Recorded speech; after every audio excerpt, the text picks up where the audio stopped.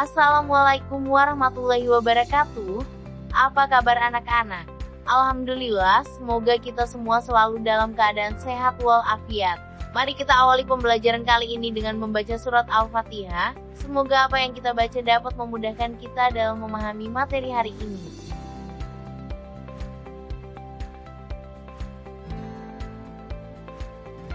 Dalam kehidupan sehari-hari, kita pernah memakan jeruk dan menggunakan sabun untuk mencuci.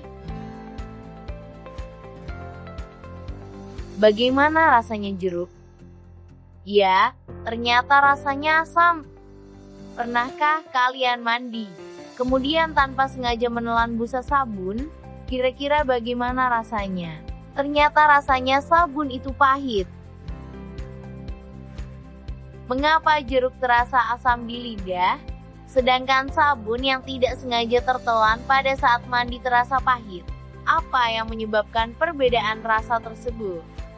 Dari hal tersebut kita dapatkan bahwa zat yang rasanya asam merupakan senyawa asam, sedangkan zat yang rasanya pahit merupakan senyawa basa. Asam dan basa juga sering kita jumpai dalam obat-obatan, makanan, pertanian, maupun industri.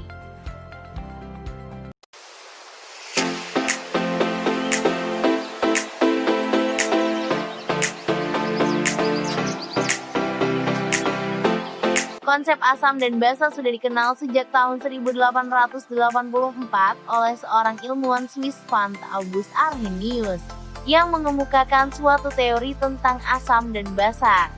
Menurut Arrhenius, asam adalah suatu senyawa yang melepaskan ion H+ atau menerima pasangan elektron. Contohnya HCl menjadi H+ ditambah Cl-. Basa adalah sebuah senyawa yang melepaskan ion OH-. Contohnya,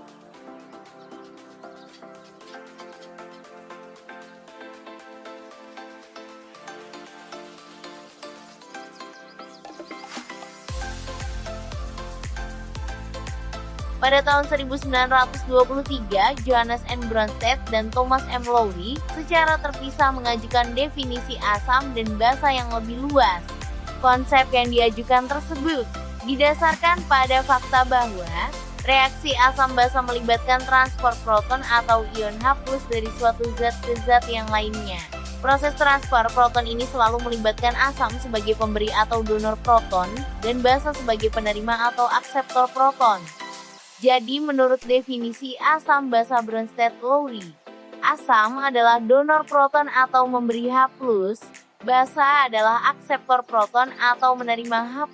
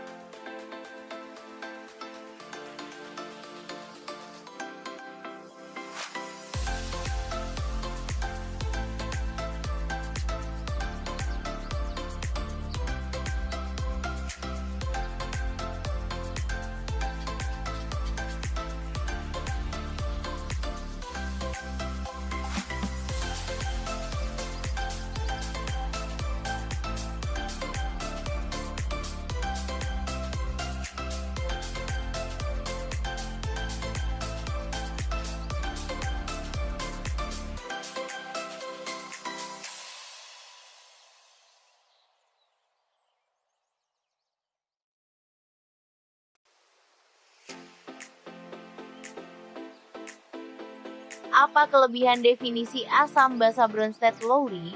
Kelebihan definisi oleh Bronsted-Lowry dibanding definisi oleh Arrhenius adalah dapat menjelaskan reaksi-reaksi asam basa dalam fase gas, padat, cair, larutan dengan pelarut selain air, ataupun campuran heterogen.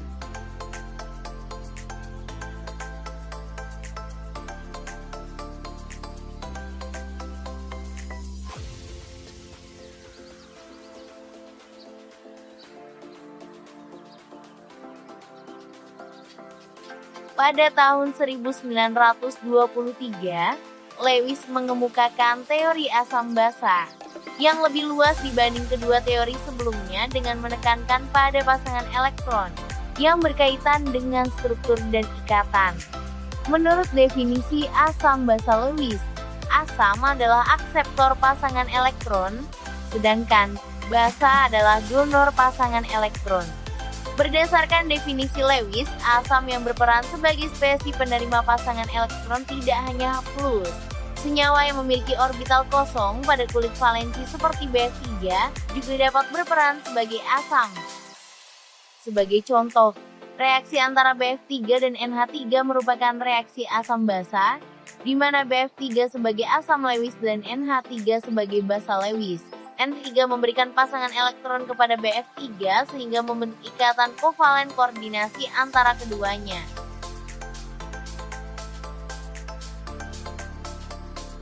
Apa kelebihan definisi asam basa Lewis? Kelebihan definisi asam basa Lewis adalah dapat menjelaskan reaksi-reaksi asam basa lain dalam fase padat, gas, dan medium pelarut selain air yang tidak melibatkan transfer proton.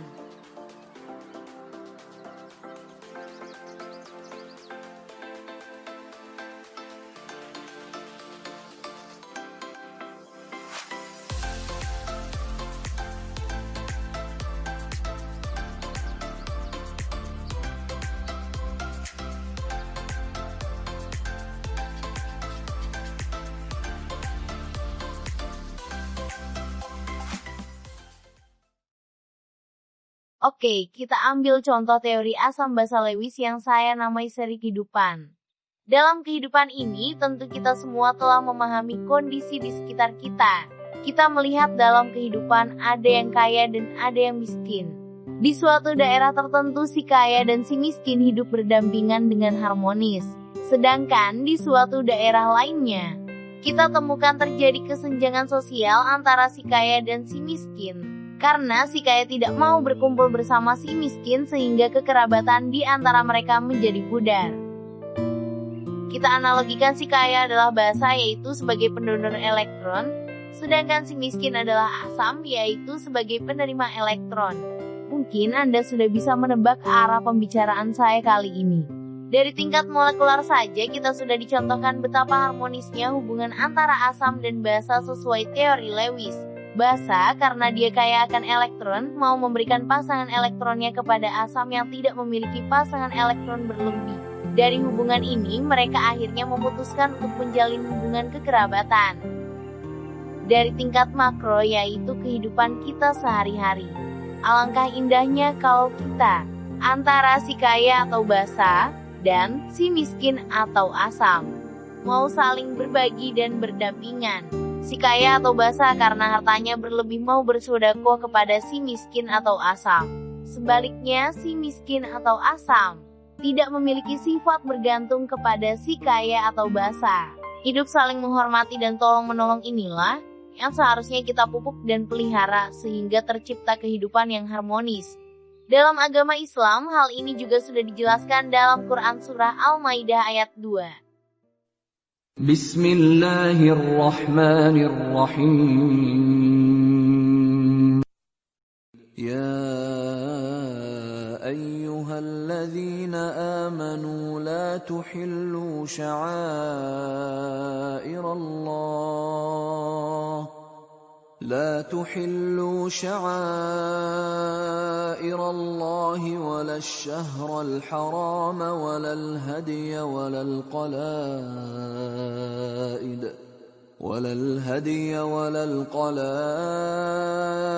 ولا آمين البيت الحرام يبتغون فضلا من ربهم ورضوانا وإذا حللتم فاصطادوا ولا يجرمنكم شنآن قوم أن صدوكم عن المسجد الحرام أن تعتدوا وتعاونوا على البر والتقوى ولا تعاونوا على الإثم والعدوان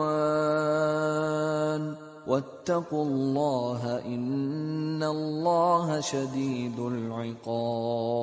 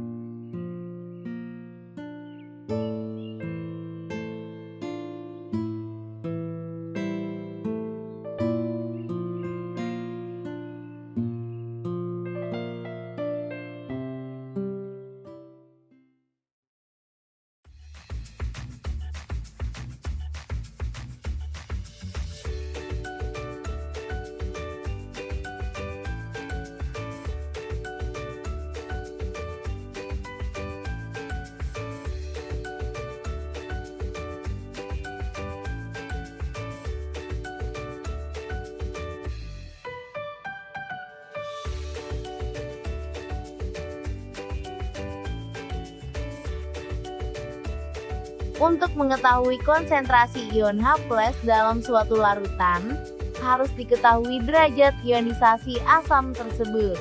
Pada asam kuat derajat ionisasinya adalah alfa sama dengan 100%, sehingga semuanya terionisasi menjadi H+.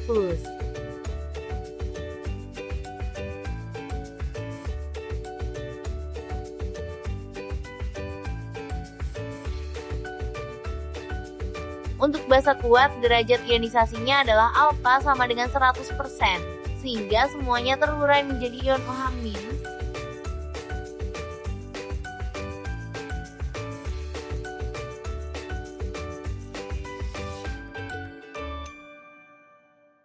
Untuk asam lemah, konsentrasi H+-nya terbentuk bergantung dengan tetapan ionisasi asam Ka.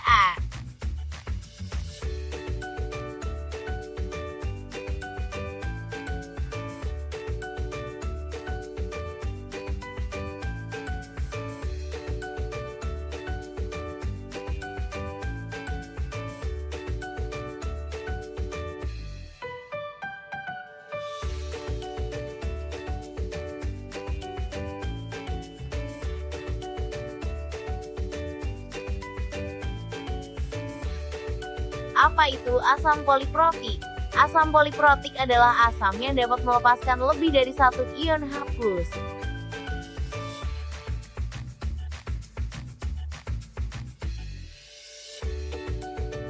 Di dalam air, pelepasan proton ini adalah secara bertahap. Akan tetapi, pelepasan proton pertama adalah yang paling kuat, sehingga nilai pH biasanya berdasarkan ionisasi pertama ini.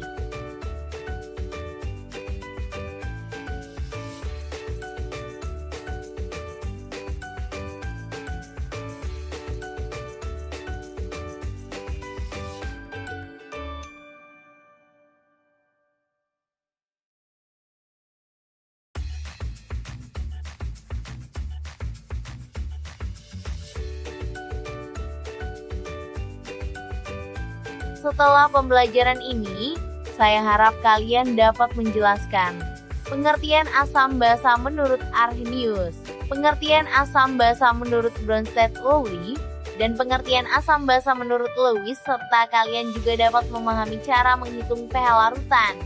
Semoga penjelasan materi kali ini dapat dimengerti dengan mudah. Tetap semangat dalam belajar.